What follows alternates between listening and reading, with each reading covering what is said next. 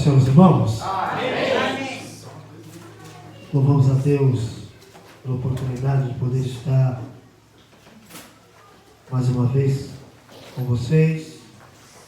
Quero agradecer a Deus pela vida do meu amigo, presbítero Afrânio, pela oportunidade, pela vida de cada um dos irmãos que tem orado pelas nossas vidas.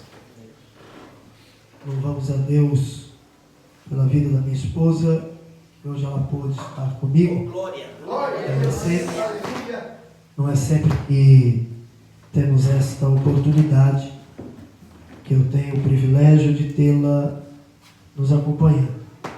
Mas graças a Deus, que hoje assim aprove o Senhor ela estar conosco. Abra sua Bíblia, querido, por gentileza, no Evangelho de Jesus Cristo, segundo o relato de Lucas. Aleluia. No seu capítulo 16, a mensagem que nós vamos falar, ela não é uma mensagem muito popular, muito agradável, mas ela é extremamente necessária para os nossos dias. Não é daquelas que dá ibope, não é daquelas que dá curtida no Facebook quando você posta, mas é daquelas que põe você para pensar com relação à sua vida. Versículo 19, nós vamos ler até o 31. Lucas capítulo 16, do versículo 19 até o 31. Glória a Deus. Aleluia. Aleluia, Jesus. Diz-nos assim a palavra do Senhor.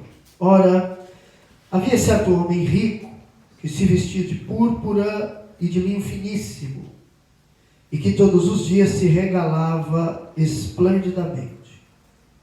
Havia também certo mendigo, chamado Lázaro, coberto de chagas, que jazia à porta daquele, e desejava alimentar-se das migalhas que caíam da mesa do rico, e até os cães vinham lamber-lhe as úlceras.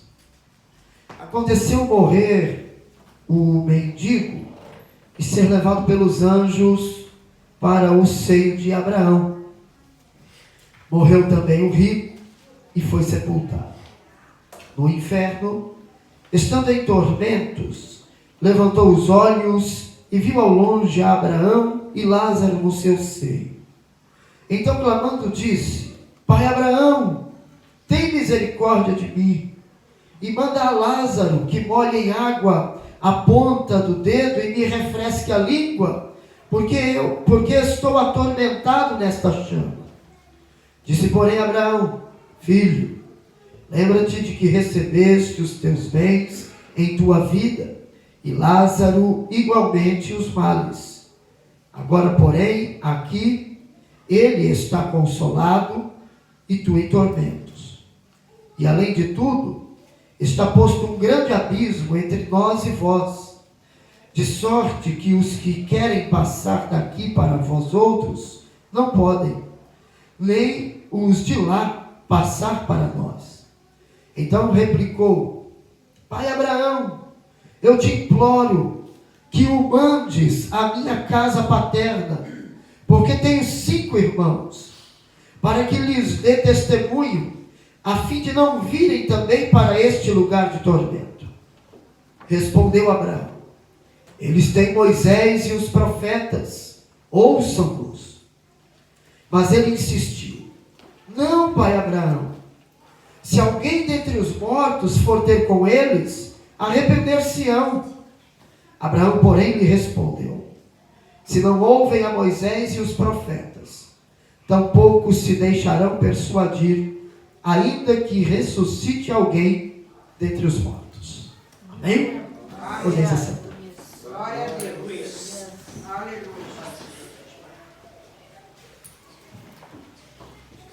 Como eu disse, a mensagem que nós vamos falar, ela não é uma mensagem muito agradável, não é uma mensagem que se ouve todo dia. Como eu disse, não é uma mensagem que postada no Facebook vai ter muita curtida. Mas quando eu paro para olhar esta passagem, esta parábola, eu vejo Deus nos colocando a pensar com relação à nossa vida. Porque esta parábola, ela surge de uma discussão dos fariseus, ela surge de um momento de zombaria dos fariseus com Jesus, zombando de Jesus. Quando Jesus, no início do capítulo 16, ele está trazendo ensinamentos e falando sobre a parábola do administrador infiel, e ele está tratando de forma muito forte com relação à avareza, o amor ao dinheiro. E aí no versículo 14, no capítulo 16, o texto vai nos dizer que os fariseus, que eram avarentos, estavam ridicularizando Jesus. O termo avarentos, usado por Lucas, neste capítulo 16, é o mesmo termo no original do grego, usado por Paulo, quando escreve a sua segunda carta a Timóteo, lá no capítulo 3 e o versículo 2, e quer dizer exatamente, literalmente, amantes do dinheiro. A parábola que estamos meditando,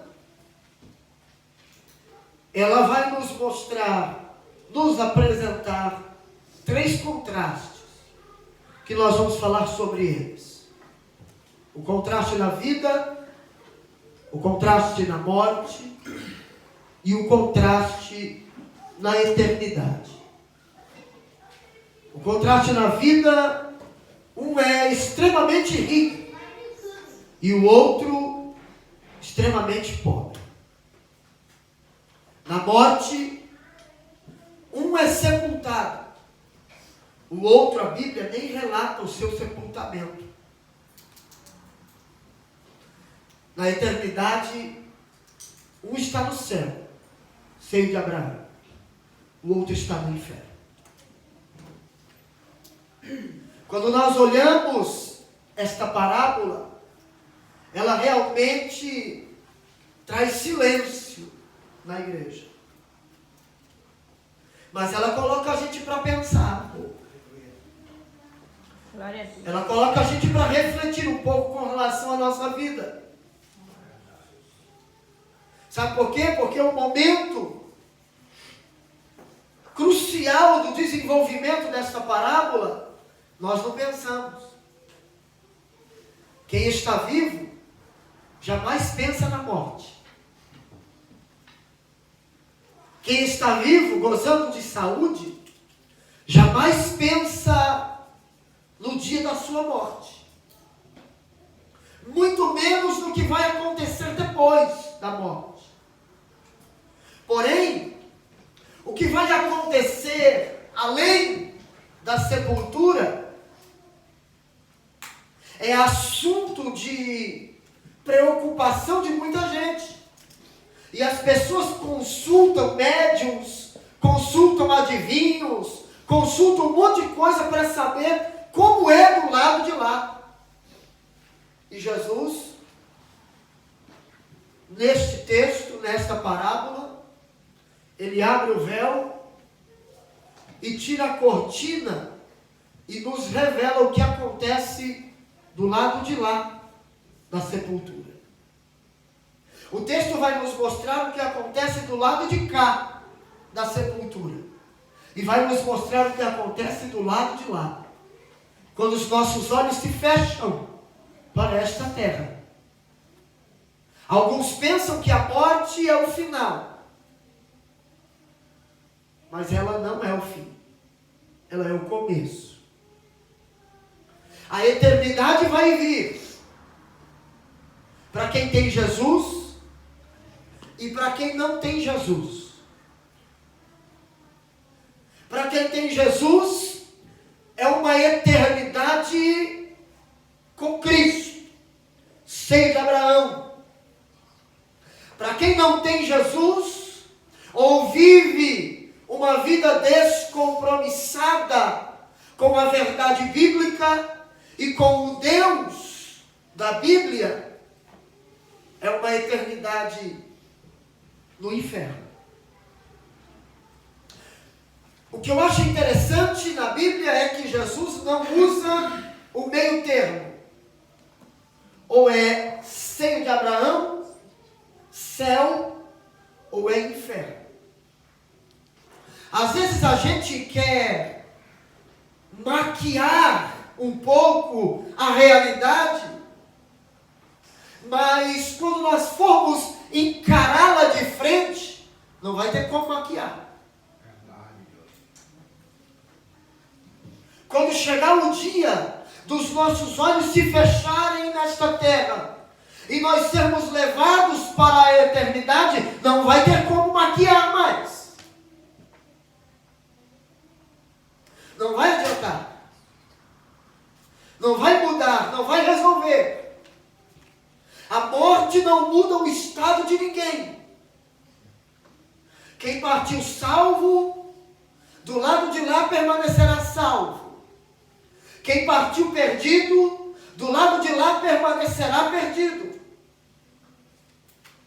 O problema é que a gente não pensa nisso. O problema é que a gente nunca para pensar sobre o dia da morte e depois dela. Mas vamos para o texto.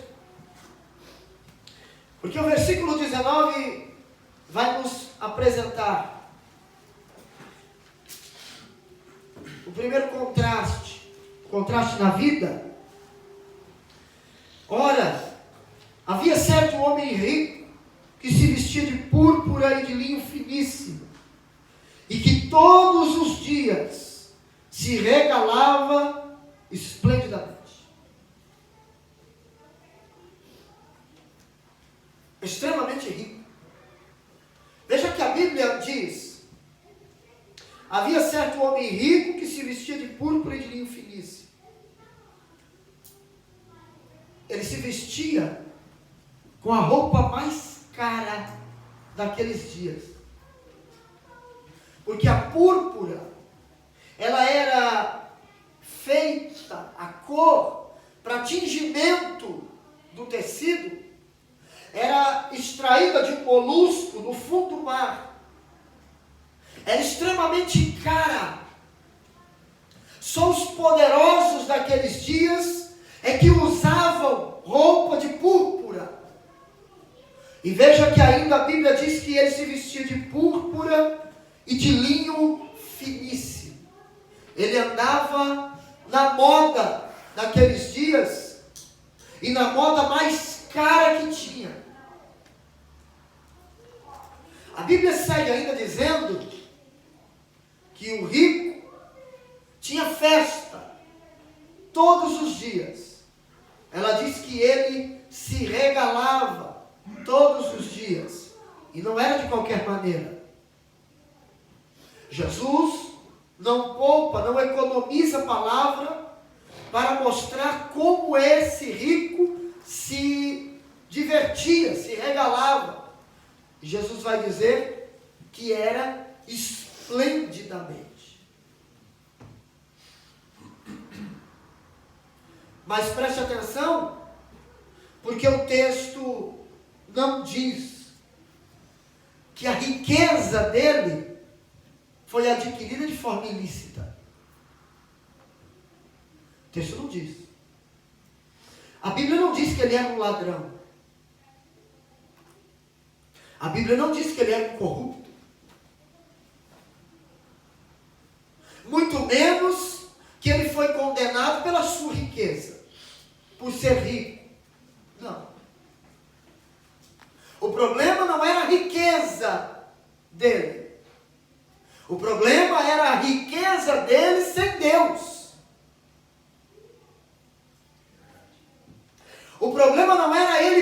possuir dinheiro. O problema era ele ser possuído pelo dinheiro. A Bíblia não mostra que esse homem era temido aonde ele morava. A Bíblia mostra que ele simplesmente não entendeu a mordomia, a doutrina da mordomia. Ele não entendeu. E ele, durante todo o tempo da sua vida, acumulou riqueza para si. E a Bíblia diz que na porta de sua casa, sua bela casa, tinha um mendigo que olhava e desejava comer da migalha que caía da mesa dele. Mas a Bíblia também não diz que eles davam comida para o rico, para o pobre.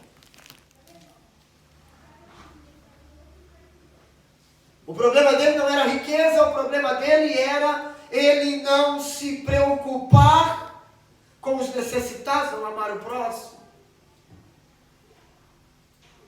Viveu, cuidou, trabalhou para o corpo, para si.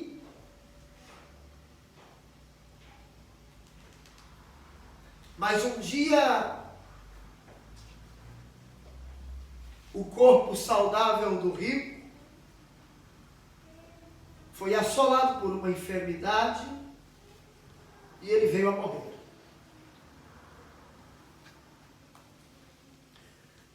A Bíblia também fala nos versículos 20 e 21. Havia também certo mendigo chamado Lázaro, coberto de chagas, que jazia à porta daquele, e desejava alimentar-se das migalhas que caíam da mesa do rico, e até os cães vinham lamber-lhe as úlceras. Que contraste terrível. Enquanto um era extremamente rico, o outro era extremamente pobre. Enquanto a Bíblia menciona que o rico tinha roupa de púrpura, de linho fino para cobrir o seu corpo, o mendigo se vestia com trapos. Enquanto um morava numa bela casa, o outro vivia ao relento. Enquanto o rico tinha médicos para cuidar do seu corpo, o mendigo tinha os cães que vinham lamber-lhe as úlceras. Enquanto o rico se regalava esplendidamente, o mendigo não tinha o que comer. Passava fome. A Bíblia faz questão de mencionar a sua mendiguez para mostrar o seu extremo estado de pobreza. Porque ela ressalta a riqueza do outro. E em contraste ela mostra a pobreza do mendigo. Agora, se você observar bem, a Bíblia não cita o nome do rico, mas cita o nome do mendigo.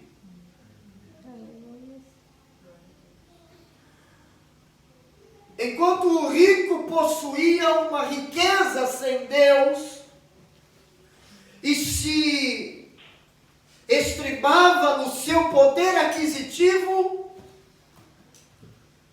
o mendigo não tinha nada, não tinha onde dormir, não tinha o que comer, não tinha o que vestir, tinha o corpo tomado por úlceras, mas a Bíblia revela o seu nome, Lázaro, que quer dizer: Deus é o meu auxílio. Aleluia. Deus é o meu ajudador. A Bíblia faz questão de mostrar o poder que o rico tinha, a sua pompa, a sua pose diante dos homens, mas mostra que Lázaro não tinha amigos,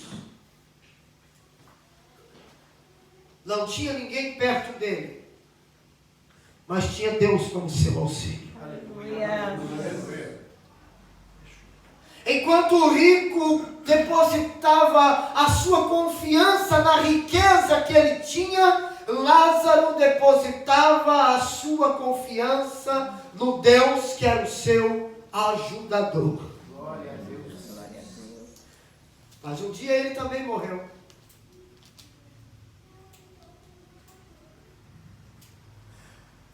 E alguém disse que a morte é o sinal de igualdade na equação da vida. Ela vem para o rico, mas ela vem para o pobre. Ela vem para o velho, mas ela vem para o novo. Ela vem para o doutor, mas ela também vem para o indouto.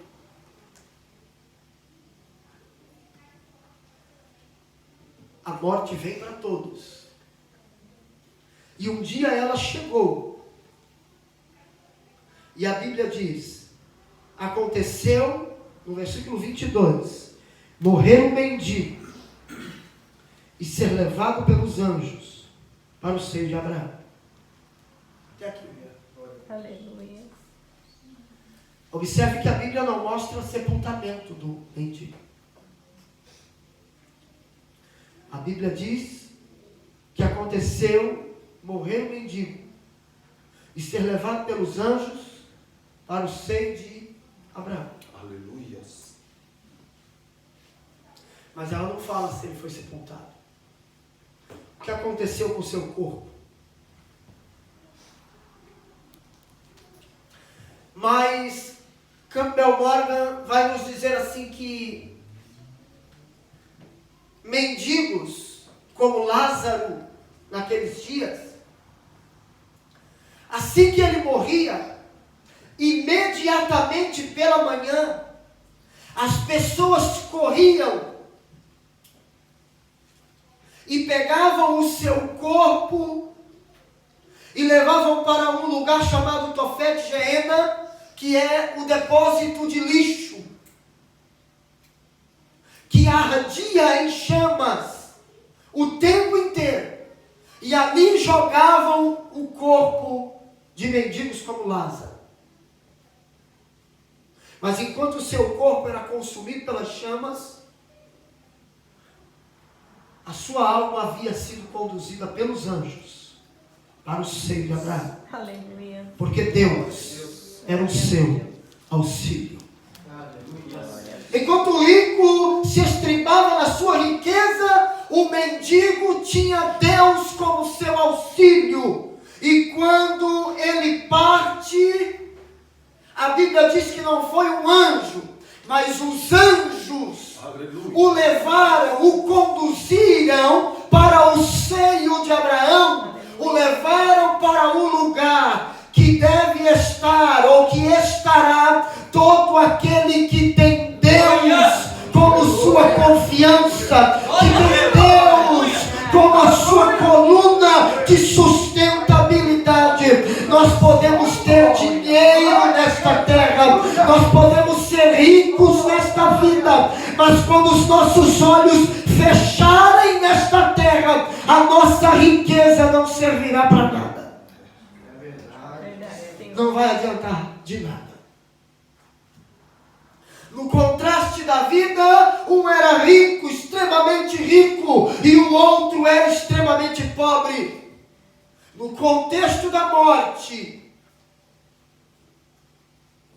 um morre, a Bíblia não dá referência sobre o seu sepultamento. Mas a Bíblia diz, na sequência do versículo 22, que morreu também o rico e foi sepultado. Aí você para pensar, que sepultamento.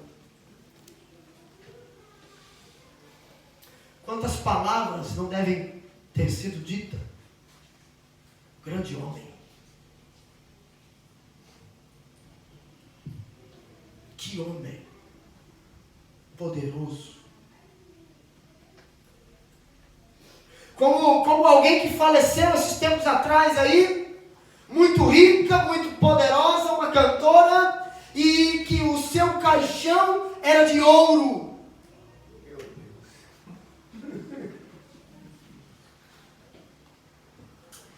Ouro. Coberto de ouro. Todo o seu caixão. Quando eu vi isso, eu perguntei, Jesus, para que tudo isso? Senhor, o que vai adiantar isso? Ela vai comer. Oh, Senhor. Para que vai servir? Para nada. Não serve para absolutamente nada.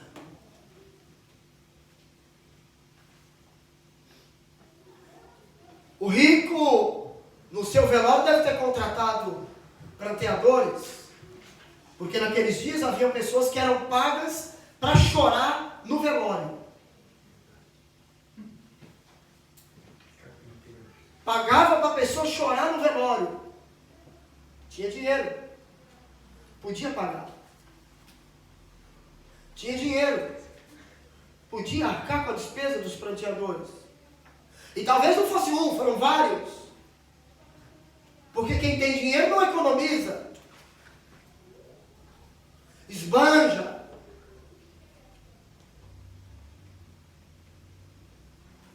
Só que a Bíblia diz que os olhos do rico fecham nesta terra.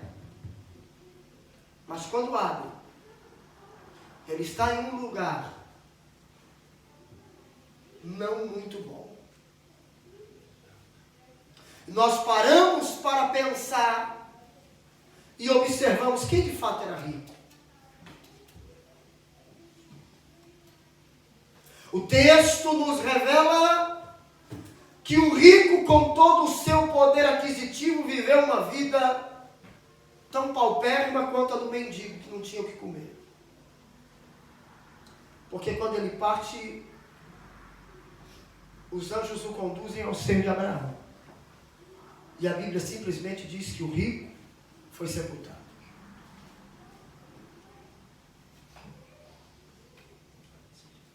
Mas a Bíblia vai nos revelar, a partir do versículo 23, um contraste na eternidade.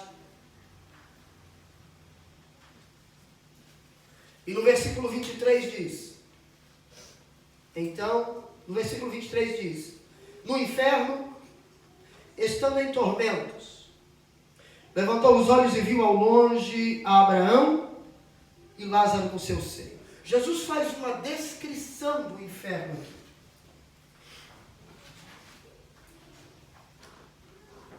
Se alguém tem interesse em conhecer e saber como é o inferno, Jesus faz uma descrição dele aqui. Marcos capítulo 9, versículo 48, o texto vai nos dizer que o inferno é um lugar onde o fogo nunca apaga e o bicho nunca morre.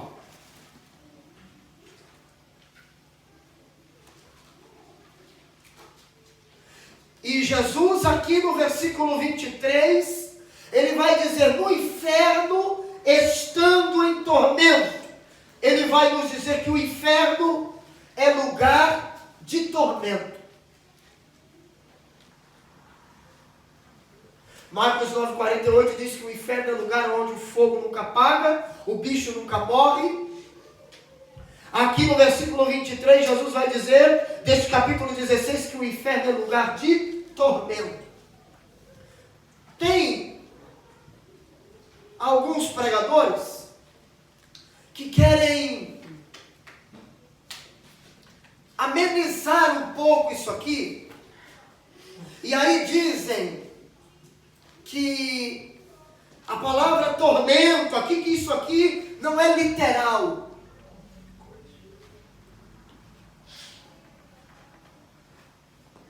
Mas eu acho que você não vai querer pagar para ver. Muito menos eu. Vai que Jesus está falando de forma literal aqui. Irmãos, se Jesus quisesse que isso aqui fosse literal, Ele teria nos mostrado, ou nos dado a entender, que era melhor que não fosse literal. O texto é literal.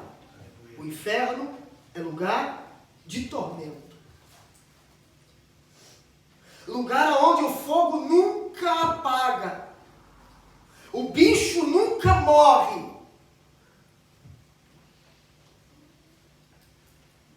Agora, quanto tempo vai durar o inferno? Se do lado de lá da sepultura a vida é eterna, para quem venceu, para quem foi fiel, para quem foi obediente, de igual modo o inferno será eterno, para quem foi desobediente. Essa mensagem não dá ibope. Não dá porque é mensagem que não enche igreja. Mas a minha preocupação não é ter curtida no Facebook. Não é ter like no meu canal. Mas é que quando você ouvir a mensagem, ela vem impactar a sua vida. Ela venha trazer a você alguma coisa de bom. Ela vem edificar a tua alma. Ela vem fazer com que você, que hoje talvez não viva uma vida cristã muito firme, passe a viver a partir de hoje. Passe a entender que não adianta correr atrás de bens materiais ou de uma vida mais fácil nesta terra. Porque um dia, o que foi fácil aqui, na eternidade vai ser difícil. E enquanto você está aqui, dá para correr. Enquanto você está aqui, você escapa. Escorrega. Tem crente que é liso igual quiabo. Escapa para lá, para cá. Não tem negócio com vida de oração. Não tem negócio com vida de palavra, não quer saber de orar, não quer saber de ler Bíblia, não quer saber de buscar a Deus, de viver uma vida cristã verdadeira, mas lá não vai ter como fugir, porque o inferno é a prisão perpétua do universo. De lá não sai, de lá não tem para onde correr. Não adianta. Não vai dar para fugir. Não vai ter um jeitinho brasileiro. Nem o japonês. Nem jeitinho nenhum. Vai ficar lá. A Bíblia revela que o inferno é o lugar onde há pranto e ranger de dentes.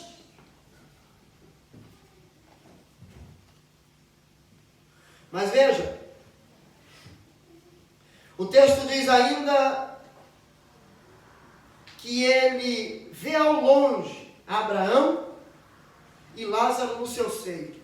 Ele vê Lázaro, mas a Bíblia não diz que Lázaro viu ele no inferno.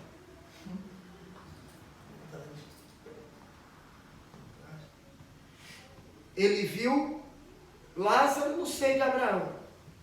Igual Lázaro via ele se regalando, comendo, e as migalhas caindo da sua mesa, e ele queria comer e não comia. Agora ele está vendo Abraão e Lázaro no seu seio.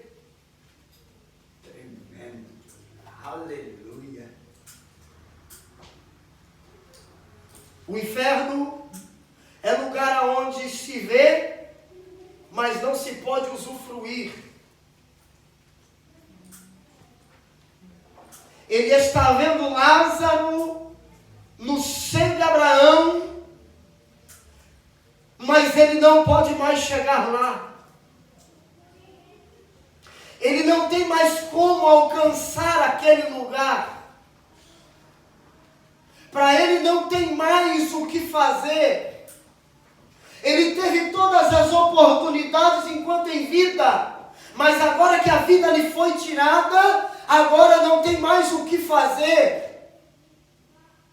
É por isso que a oportunidade de servir a Deus com verdade e com integridade nós temos hoje, enquanto estamos vivos, porque depois que morrer não dá para mudar mais. Aleluia. Seja Deus. Mas veja o texto. Lindo. E aí ele diz, o texto diz, então, clamando, disse, Pai Abraão, tem misericórdia de mim.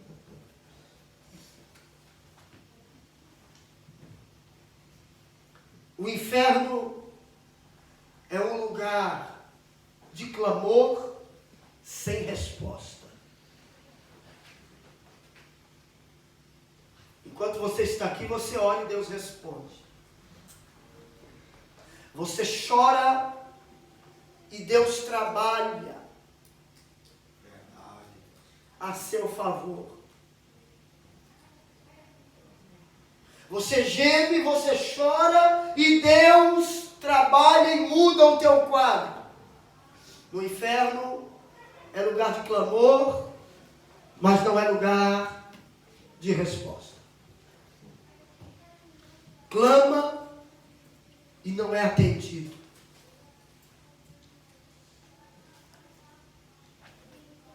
Tanta oportunidade que ele teve de clamar em vida e não quis. Cuidou do corpo, fez tudo para o corpo, satisfez a carne, fez tudo para a carne. Agora ele quis clamar. Quando eu olho isso aqui, me lembra de Lucas 12, versículo 20. Quando o texto de Lucas 12 vai falar do homem que tinha riqueza, a sua riqueza aumentou, o seu cereal aumentou, então ele derruba os seus celeiros, constrói um celeiro maior, e aí constrói um celeiro maior e junta todo o seu trigo, todo o seu cereal, toda a sua riqueza daqueles dias, e aí ele diz, agora minha alma, você pode regalar, você pode descansar, você tem, está tudo guardado, e aí Deus diz para ele no versículo 20, louco, esta noite te pedirão a tua alma. O que tens preparado, para quem será? Tem gente que pega esse texto e não lê direito. Vamos ler. E não lê direito. 12 de Lucas. Olha o 19. Então direi à minha alma, tens em depósito muitos bens para muitos anos. Descansa, come, bebe e regala-te. Mas Deus lhe disse, louco, esta noite te pedirão a tua alma. E o que tens preparado, para quem será? Tem gente que bota duas perguntas aqui. Louco, esta noite te pedirão a tua alma. O que tens preparado? Para quem será? Não. Primeiro que não existe e para quem será. E não existe um ponto de interrogação depois do preparado. O que tens preparado, vírgula, para quem será? O texto está se referindo ao que ele fez antes. A preocupação dele era juntar bens. A preocupação dele era juntar o que ele tinha. Era acumular a sua riqueza. E aí ele diz, a minha alma tem bens para muitos anos. Então agora o que você faz? Descansa, come, bebe e regala-te. Provisão para esta vida.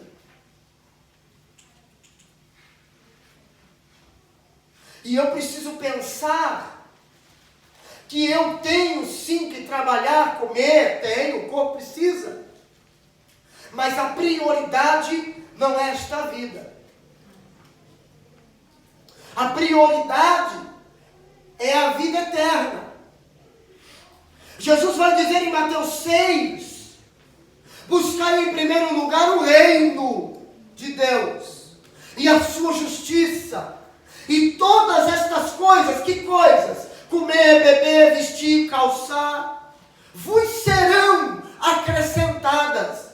Mas a prioridade do crente não é para viver aqui, mas é se preparar para a eternidade. O problema é que às vezes a gente está vivendo como se a eternidade nunca fosse chegar, como se a gente nunca fosse morrer, como se Jesus nunca fosse vir buscar a igreja. Mas deixa eu dizer uma coisa para você, esse texto mostra que um dia a morte vai bater na nossa porta. E tudo o que você preparou até hoje, para quem será? Para o mundo? Para quem ficar aqui? Ou acompanhará você na eternidade? O que você está preparando, o que você está plantando, a colheita será uma colheita para a vida eterna, ou você tem plantado na carne? Porque a Bíblia diz que quem planta na carne, da carne colherá corrupção. Mas o que planta no Espírito colherá a vida eterna. Aleluia. O alvo do crente não é esta terra, o alvo do crente é o céu. Aleluia. Aleluia. A última parada do crente não é esta terra, a última parada do crente é o céu. Paulo vai dizer que a nossa pátria não é a terrena, mas a celestial. Glória a Deus. Glória a Deus. Aleluia. Nós não vivemos, não trabalhamos, não pensamos em viver aqui. Eu costumo dizer que o crente tem que viver com o pé na terra, mas a cabeça no céu. E Paulo apoia esse meu raciocínio. Porque Paulo diz: pensai nas coisas que são de cima. Aleluia. Cabeça no céu. Verdade. Não nas que são da terra. Ele disse: você já ressuscitou com Cristo? Então agora o negócio é pensar nas coisas do alto, nas coisas de cima, não nas coisas daqui. A Bíblia vai dizer que quem tem essa esperança purifica-se a si mesmo. Quem tem a esperança de viver uma eternidade com Jesus, purifica-se a si mesmo. Por quê? Porque ele sabe que se nós não vivemos uma vida íntegra, santa e reta aqui nesta terra, não tem céu. A eternidade não será no seio de Abraão. Como você tem vivido a sua vida cristã? Como que é? Mas veja ainda, ele diz assim: manda a Lázaro que molhe em água a ponta do dedo e me refresque a língua, porque estou atormentado nessa chama. Irmão, o que é uma gota d'água num corpo que está cheio de fogo, ardendo em chama? O que refresca uma gota d'água numa língua que está cheia de fogo? Nada.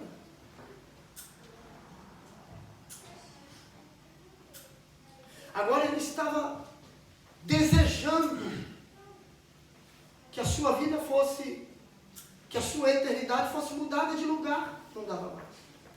Vamos seguir. Disse, porém, Abraão: filho, lembra-te de que recebeste os teus bens em tua vida, e Lázaro igualmente os males. Agora, porém, aqui ele está consolado, e tu em tormentos.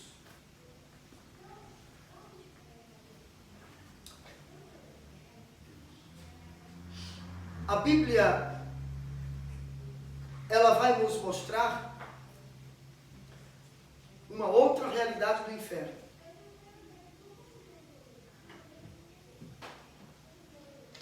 A Bíblia diz que Deus é o dono da vida.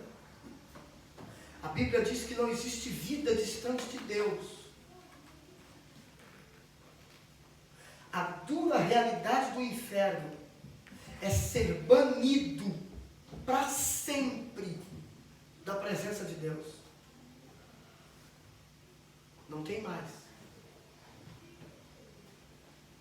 Uma outra realidade que o texto nos revela é que nem sempre aquilo que somos diante dos homens aqui na terra representa o que verdadeiramente somos diante de Deus. Abraão vai dizer: você recebeu os teus bens em vida. Lázaro só recebeu males.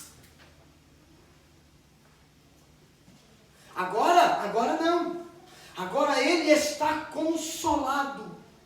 E tu em tormentos. As pessoas trabalham para receber aqui. As pessoas fazem tudo para receber aqui. E quem recebe aqui não tem nada para receber lá. Uma outra verdade que o texto nos revela é que o rico não foi condenado por causa da sua riqueza. E nem o pobre foi salvo por causa da sua pobreza. Porque salvação não se fundamenta em bens adquiridos, em posição social. Salvação está fundamentada no meu relacionamento com Jesus, em como é o meu relacionamento com Deus. Vai ter muito rico, poderoso no inferno, mas vai ter muito rico no céu. Vai ter muito pobre no inferno, mas vai ter muito pobre no céu. Por quê? Porque salvação não se mede por riqueza e pobreza. Eu preciso entender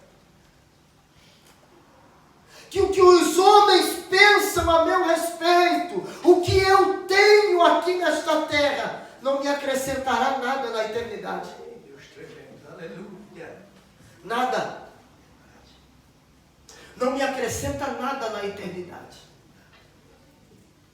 Deus tremendo, aleluia.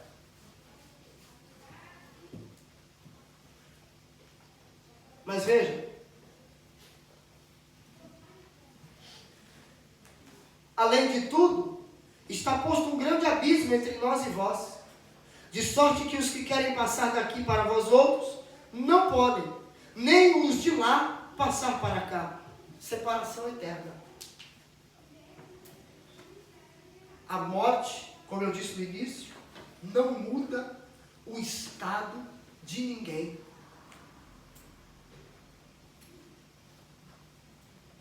Depois que morreu, acabou. A Bíblia diz que está ordenado ao homem morrer uma só vez, seguindo-se após isso o juízo. O que você tiver que fazer, faça em vida. O que você tiver que se dedicar a Deus, dedique-se em vida. Porque quem parte salvo, do lado de lá permanecerá salvo. Quem parte perdido, do lado de lá permanecerá perdido. Não tem purgatório. Não vai ter como você pagar os seus pecados antes, para depois a sua alma seguir o seu destino. Uma outra coisa que o texto nos revela e que é lindo, é que nem sempre nós recebemos a recompensa quando ferimos um princípio bíblico aqui. Quando nós infringimos uma lei da natureza, a gente recebe a recompensa na hora. Você põe o dedo no fogo, vai queimar na hora. Vai doer. Não vai? Se você sobe num prédio de 30 andares e pula lá de cima, você morre na hora. Mas nem sempre quando a gente infringe um princípio bíblico, a gente colhe a recompensa na hora. Deus vai dando corda. Deus vai deixando. Para ver até onde você vai. E aí, às vezes, tem gente que pensa que o pecado compensa. Que viver uma vida de qualquer maneira compensa. O problema é quando nós chegarmos na eternidade. E aí, na eternidade, vai ser de acordo com o que nós vivemos aqui. Não quis negócio com Jesus aqui? Lá também não vai ter. A morte não muda o nosso estado. Vamos seguir porque eu quero concluir. Então replicou: Pai, eu te imploro que o mandes à minha casa paterna, porque tenho 5 irmãos, para que lhes dê testemunho, a fim de não virem também para este lugar de tormento. Agora ele está preocupado com a família.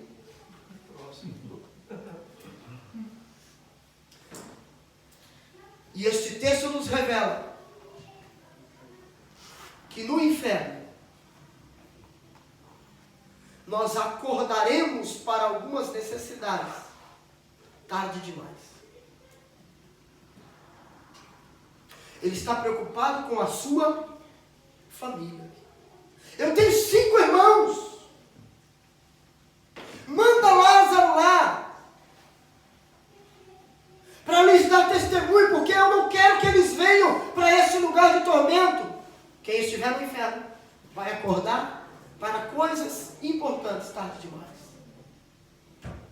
Vai ser tarde. Agora veja o que ele queria. Ele queria um milagre. Porque ele diz: manda Lázaro que vá até a minha casa paterna e dê testemunho aos meus, porque eu tenho 5 irmãos, para que eles também não venham para esse lugar de tormento. Aqui Jesus está combatendo uma tese do espiritismo. Quem morre não pode voltar. Quem morre não tem mais acesso a esta vida. Esse negócio da pessoa dizer que eu vejo um parente que morreu, o parente que morreu veio me trazer uma mensagem, veio falar comigo, e não é um parente. Isso chama-se outra coisa.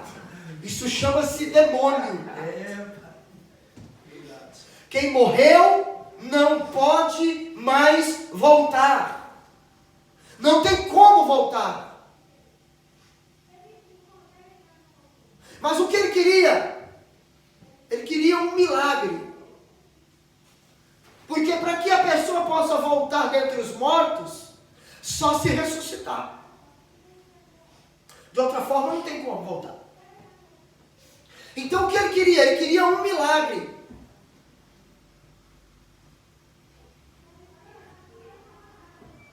O texto revela o grande anseio da nossa geração. Milagre. A nossa geração clama por milagres, mas não vive princípio. Verdade. A nossa geração é a que mais clama por milagre, mas é a que mais quebra princípios.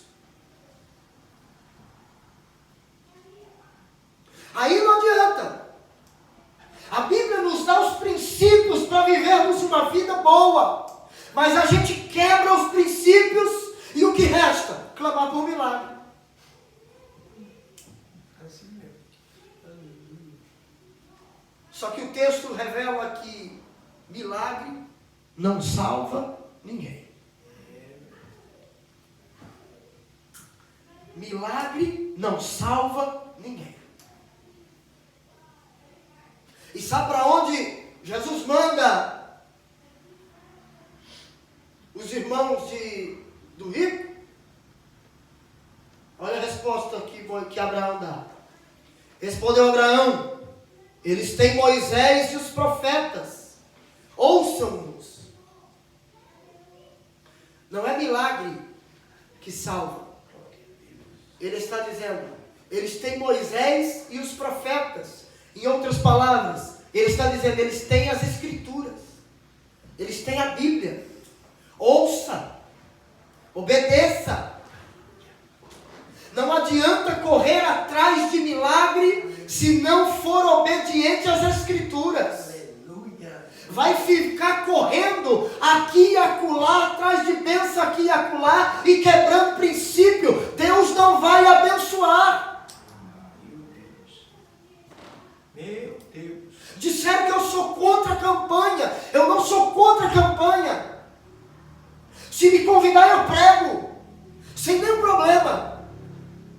Eu sou contra o crente pecar o tempo inteiro, viver uma vida de pecado e achar que o culto de campanha vai mudar a sua história. Não vai. Deus, aleluia. Deus não vai mudar a minha vida e a sua vida se nós não entendermos que a prioridade do cristão é atentar para as Escrituras. Aleluia. Palavra é o que nos salva.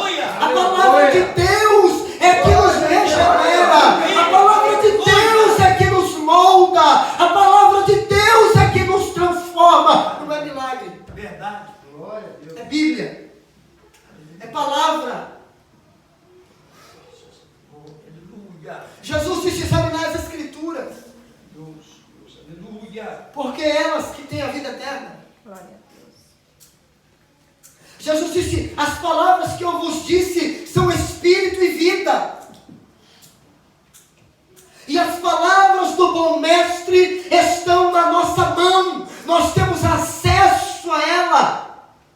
Enquanto o rico queria clamar, estava clamando por um milagre, para que a sua família fosse alcançada, Abraão diz, o Senhor Jesus está dizendo a ele, nesta parábola, eles têm Moisés e os profetas, ouçam-nos. Eles têm as Escrituras, ouçam-nos. Eles têm a palavra, ouça. Irmão, eu não tenho que pregar outra coisa para a igreja. Eu tenho que pregar a Bíblia, palavra de Deus. Não adianta eu fazer culto disso, culto daquilo, e chegar aqui, trazer só aquela aguinha com açúcar para a igreja. Tem que pregar a palavra. Não adianta cantarolar o culto inteiro. Tem lugares por aí que canta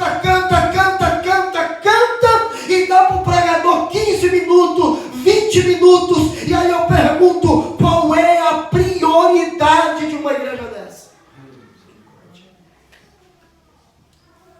Precisamos voltar aos primeiros rudimentos da fé. Aleluia. Se quisermos o céu, é palavra, é oração, é obediência, é cumprir e viver princípios bíblicos. Glória a Deus. Eu planto e colho. Se eu viver os princípios da palavra de Deus, eles me seguirão. As bênçãos de Deus me seguirão. E eu não vou precisar correr atrás de milagre aqui e acolá. Eles virão até mim. Aleluia. Eles virão até mim. Bíblia, simplesmente. Para partirmos para o encerramento.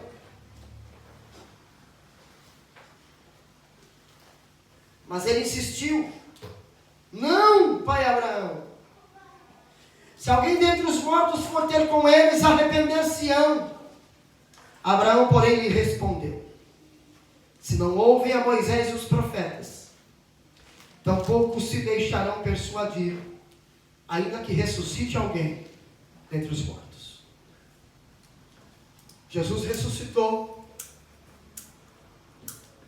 E na igreja do primeiro século, todo mundo que pregava que Jesus ressuscitou, eles buscavam matar. Aleluia. Nos converter. Lázaro ressuscitou. Evangelho segundo o relato de João, capítulo 11. Lázaro ressuscita, um outro Lázaro, não foi esse. Um outro Lázaro ressuscita. E as pessoas não se converteram. Pelo contrário. A Bíblia diz que buscavam matá-lo.